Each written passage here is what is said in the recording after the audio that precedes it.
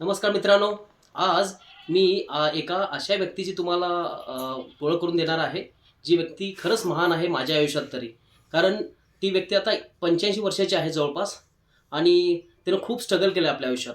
आपण बऱ्याचशा वेळेस मोटिव्हेशनल स्टोरीज म्हणून इतरांच्या खूप मोठ्या लोकांच्या स्टोरीज ऐकतो, त्यातून आपण इन्स्पिरेशन घेतो. पण आपल्या आजूबाजूला इतकी जबरदस्त लोकं असतात, ती खरंच मोटिव्हेशनल असतात. त्यांच्यातून आपण बरंच काही शिकू शकतो. आज मी आहे कर्नाटकमध्ये, जवळपास कोल्हापूरपासून जवळपास 250 ते 300 किलोमीटरवर कर्नाटकमध्ये. तिथे एक आजी आहेत, ज्या माझ्या कॉन्टॅक्टमध्ये 20 वर्षापासून आहेत. जशा कृष्णाला यशोमती मैया तसंच माझ्यासाठी त्या पण आहेत. आणि त्या इतक्या मोटिवेशनल आहेत, इतक्या स्पिरिच्युअल आहेत. आणि महत्त्वाचे म्हणजे काय, त्या 85 वयाच्या 85 वर्षात सुद्धा बरीचशी कामं आपली स्वतः करतात. आणि सगळ्यात महत्त्वाचं म्हणजे त्या मराठी छान बोलतात, मराठी कल्चर फॉलो करतात आणि कर्नाटकातून महाराष्ट्रामध्ये जाऊन पुरुषाला होत नाही अशी कामगिरी करतात. म्हणजे काय, तर त्याने आपल्या आयुष्यात सरकारी नोकरी केलेली आहे. ते गव्हर्नमेंट सर्वंट आहेत. एज्युकेशन काही झालेलं नाही आहे. आणि मी काय म्हटलं, 85 वर्ष आहे त्यांचं आता. त्यांनी महाराष्ट्रात जाऊन नोकरी केली, आपलं कुटुंब जगवलं, बऱ्याच लोकांचं कल्याण केलं आणि त्यांनी हजारो लोकं महाराष्ट्रातली जोडलेत. त्यातला मी एक आहे. त्या आजींची ओळख करून देतो मी तुम्हाला. त्यांचं नाव आहे चिन्नवा गुगदड्डी. आजी माझ्यासोबत आहेत. आजी इतक्या मोटिवेशनल आहेत, मी म्हटलं तुम्हाला, इतक्या स्पिरिच्युअल आहेत. त्यांनी खूप लोकांचे कॉन्टॅक्टमध्ये आहेत. आत्तासुद्धा त्या महाराष्ट्रात येतात. आणि मी म्हटलं ना, 20 वर्षापासून मी त्यांच्या कॉन्टॅक्टमध्ये आहे. मी येतो, मला स्वतःच्या मुलासारखं करतात आणि त्यांनी 20 वर्षापासून माझ्यावर माया केलेली आहे. आज मला असं कुठेतरी वाटलं की त्यांच्याबद्दल थोडंसं बोललं पाहिजे. त्यांच्याबद्दल मला ग्रॅटिट्यूड आहे देवा इतकाच. कारण त्यांनी इतक्या गोष्टी माझ्यासाठी पण केलेल्या आहेत. जेव्हा मी ते आलोय, तर त्यांनी कधीही भासू दिलं नाही की मी घरापासून लांब आहे. खूप दिवस मी त्यांच्यासोबत राहिलो, त्यांच्यासोबत प्रवास केलाय. त्या प्रत्येक वेळेस महाराष्ट्रात तेव्हा मला भेटतात, मी त्यांना परत आणून सोडतो. त्यांच्या कॉन्टॅक्टमध्ये खूप वेळा आहे. आता चिन्नाईंच्या बद्दल थोडंसं विचार, त्यांनी कसं सुरुवात केली, त्या महाराष्ट्रात का गेल्या आणि तिथून महाराष्ट्रातून त्या गव्हर्नमेंट सर्वंट होऊन परत का आल्या आणि परत येऊन आता जिथे मी आहे त्या घरात त्यांची स्वतः घेतलेली प्रॉपर्टी आहे. परत तिथून नोकरी करून येऊन त्यांनी जागा घेतली, इथे घर बांधलं. आणि आता महत्त्वाचं म्हटलं तर इथे आता 45 डिग्री सेल्सिअस टेम्परेचर आहे. मंथ ऑफ मे आहे, 45 डिग्री सेल्सिअस टेम्परेचर आहे. बाहेर बघितलं ना, तर इतकं कडक ऊन आहे सांगतो तुम्हाला. जवळपास 45 डिग्री सेल्सिअस टेम्परेचर आहे. आणि ही जी रूम आहे, ह्या रूममध्ये तुम्हाला जवळपास 25 डिग्री सेल्सिअस टेम्परेचर मिळेल. कारण का, इथे धाब्याची घरं असतात आणि आजीने इतकं जबरदस्त घर बनवलंय. वर बघा, लाकडाचं घर आहे पूर्ण. म्हणजे याला धाब्याची घरं म्हणतात. कर्नाटकमध्ये याला धाब्याची घरं म्हणतात. पाऊस खूप कमी पडल्यामुळे घर इतकं छान आहे, इतकं जबरदस्त वाटतं, तुम्हाला एसी मध्ये बसल्यासारखं वाटतं. मी काय म्हटलं, 45 डिग्री सेल्सिअस टेम्परेचर आउटसाईडला आहे बाहेर, आणि इथे नियर अबाउट 25.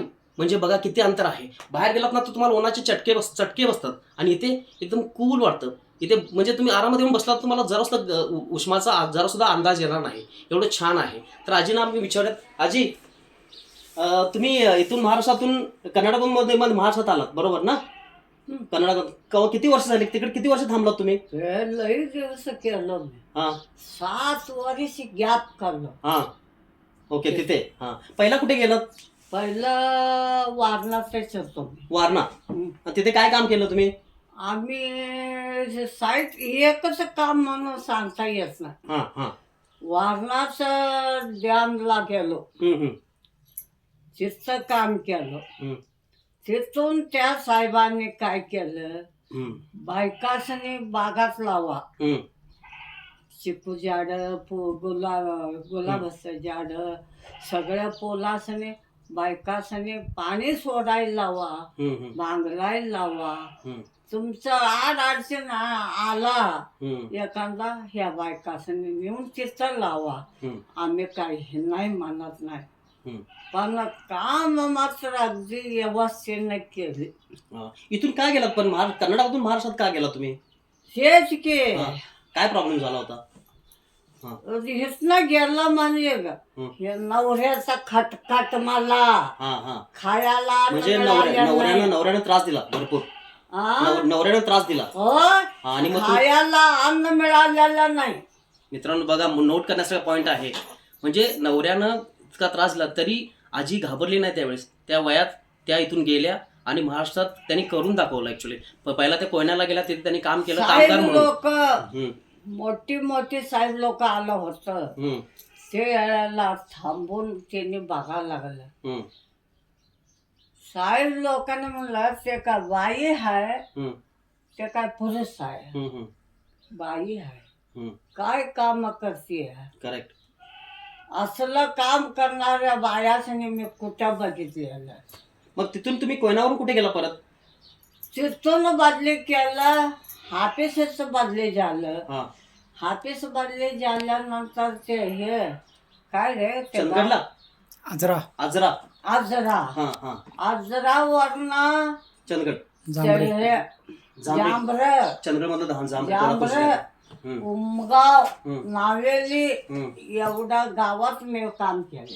मग तुम्ही गव्हर्नमेंट सर्वंट कधी सरकारी नोकर कधी झाला तुम्ही? मग तेच वारणात. वारणातच झालं. हा, मग तिथून वारणाचे 7 वर्ष हम्म, गॅप खाल्लो आम्ही. म्हणजे गॅप दिला, मध्ये गॅप दिला 7 वर्ष.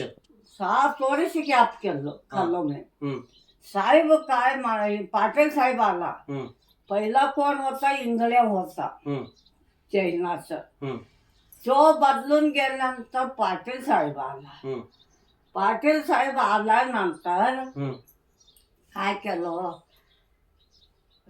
पाणी प्यायला बसलं होतं. हम्म, पाटील साहेब आला. हम्म. उठून उभा राहिलो आम्ही सगळे लोक. हम्म, थांबा म्हणला. हम्म, थांबा. हम्म, आज तुम्ही झालं तरी सरकारी नोकरीच आहे. हम्म, हम्म. मी झालं तरी बी सरकारी नोकरीच आहे. ग्रेट. तुम्ही बी माणसं आहे ते मी बी माणसं नाही. Great great. 9 महिन्याचं तुमची बी आई बहिणांना 9 महिन्याचं काढलेलं आहे. आम्ही काही मोठं आभाळात पडलेलं नाही. करेक्ट. आम्ही बी 9 महिन्याचं हाय. आणि मला सांगा, तुम्ही मराठी कसं बोलायला शिकलात? तुम्हाला मराठी शाळेत तर शिकला नाही तुम्ही? शाळेतच गेला नाही शाळा नाही काय नाही भगवंताचं कृपा मला. मराठी शिकलात कसं तुम्ही? मराठी इतकं छान मराठी बोलता तुम्ही, कसं शिकला? सगळे दुकानात गेलो का नाही, ह्याला काय म्हणतात, ह्याला काय म्हणतात, ह्याला काय म्हणतात, सगळ्या वस्तूला लक्ष ठेवायचं आणि ते शिकायचं. शिकाय. आणि किती वर्ष नोकरी केला तुम्ही? खूप वर्ष केलो सोना खाणं. तरी साधारण एक 25.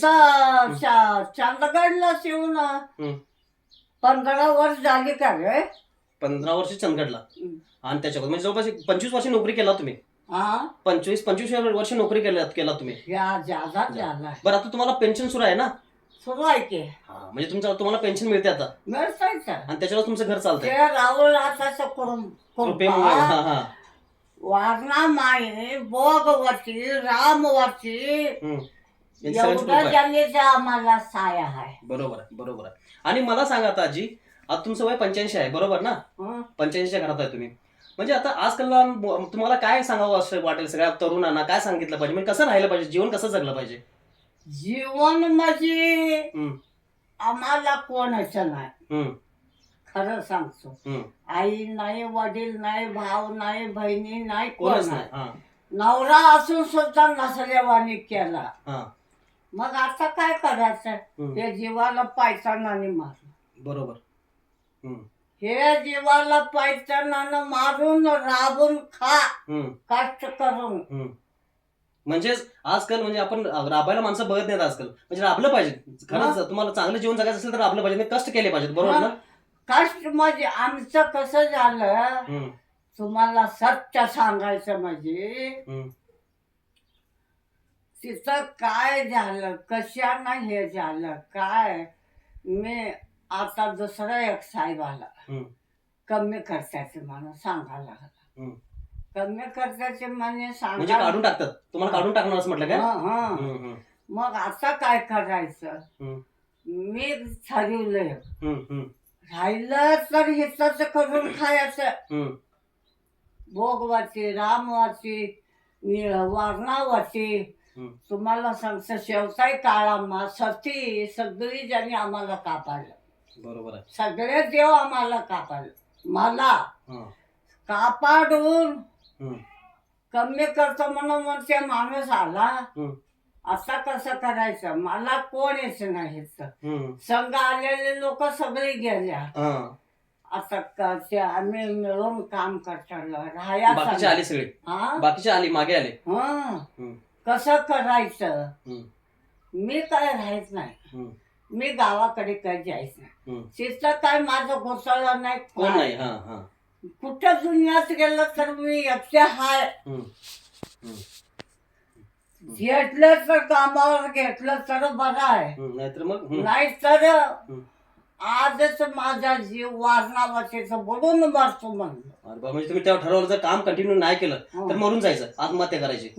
पण देवानं तुम्हाला साथ दिली ना, देवानं साथ दिली. देवांचा आशीर्वाद. तुम्ही चांगले काम, तुम्ही केलेल्या कामाची फळं आहेत ते. तुम्ही इतके दिवस आता कामं केलात ना, त्याची फळं आहेत. आणखीन एक महत्वाचं मित्रांनो सांगतो, आजी कम्प्लिटली व्हेजिटेरियन आहेत, शाकाहारी, पूर्ण शाकाहारी, कधीही नॉनव्हेज खाल्लेलं नाही त्यांनी, शाकाहारी. आणि पण आम्ही येतो तेव्हा आमच्यासाठी मात्र मांसाहार तयार करून देतात, मस्त जेवण बनवून देतात. एवढं जबरदस्त जेवण बनवतात, म्हणजे त्यांच्या हाताचा स्वयंपाक खाल्ल्यानंतर ना इतकं मस्त वाटतं, खूप खरंच खूप वाटतं. आणि मला खूप बरं वाटतं ॲक्च्युली. आजीसोबत मी काही दिवस घालवतो इकडे आल्यानंतर, जेव्हा जेव्हा मला वेळ मिळतो आजीसोबत घालवतो, मी इकडे येतो आणि तिची माया माझ्याबरोबर कायम आहे. तर अशा व्यक्तींना ॲक्च्युली आपण खरंच मानलं पाहिजेत ना. आपण काही छोट्या मोठ्या कारणासाठी आपण रडत बसतो, बरीच लोक रडत बसतात. शेळीचं दूध मी खाल्ली नाही, आज सांगून तर भातली नाही. कधीच काही म्हणजे ॲक्च्युली नॉनव्हेज केलं, कधी टचच नाही केलं, पण खाणाऱ्यांना मात्र कधीच थांबवलं नाही. त्यामुळे आजीला खरंच सल्यूट आहे. आणि अशी व्यक्ती आपल्या आजूबाजूला असतात आणि त्यांच्याकडून खरंच मोटिवेशन घेतलं पाहिजे. माझ्यासाठी याच आजी वगैरे म्हणजे अशी लोक माझ्यासाठी खूप मोटिवेशन ठरतात आणि यांच्यापासून मी खूप शिकतो. आणि काय होतं, आपण धडपड करतो खूप मोठ्या मोठ्या फॉलो करण्यासाठी, पण अशा लोकांना फॉलो केल्यानंतर आपल्याला खरंच लाईफमध्ये चेंज होऊन जाईल. अशी लोक बरीच आपल्या आजूबाजूला असतात, त्यांची केअर केली पाहिजेत आणि त्यांच्याबरोबर टाइम घालवला पाहिजेत, जर आपल्याला खरंच इम्प्रूव्ह व्हायचं असेल तर. Thank you friends.